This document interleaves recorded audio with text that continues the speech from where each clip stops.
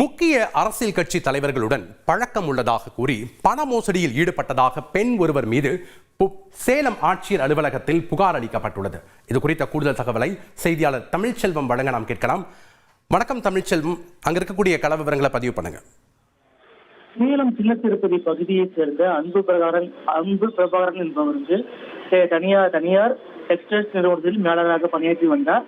இந்த நிலையில் தனியாக சொந்த டெக்ஸ்டைல்ஸ் நிறுவனம் ஆரம்பிப்பதற்காக 5 கோடி ரூபாய் பணம் வாங்கி தருவதாகவும் முன்னாள் முதலமைச்சர் ஓ பன்னீர்செல்வம் உள்ளிட்ட பல அரசியல் கட்சி தலைவர்கள் நமக்கு பழக்கமானவர்கள் என்று கூறி அவர்களிடம் பேசி உதவிகளை பெற்றுத் தருவதாக கூறி 30 லட்சம் ரூபாய் வரை பணத்தை பெற்றுக்கொண்டு ஜெயலட்சுமி என்ற பெண் அவரை ஏமாற்றி விட்டதாக கூறி சேலம் மாவட்ட ஆட்சியர் அலுவலகத்தில் பாதிக்கப்பட்ட நபர் தற்பொழுது புகார் அளித்துள்ளார்.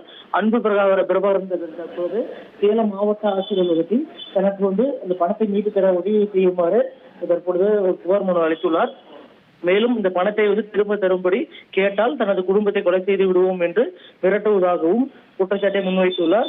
இது மட்டும் இல்லாமல் ஓ பன்னீர்செல்வம், ஜெயதீபா உள்ளிட்டவர்கள் எனக்கு உறவினர்கள் என்றும் கூறி அந்த பெண் ஏமாற்றியதாக குற்றச்சாட்டை முன்வைத்துள்ளார். தற்பொழுது தான் வழங்கிய 30 லட்சம் ரூபாய் பணத்தை மீட்டு தர வேண்டும் என்பதை வலியுறுத்தி தற்பொழுது சேலம் மாவட்ட ஆட்சியர் அலுவலகத்தில் தற்போது புகார் மனு அளித்துள்ளார்.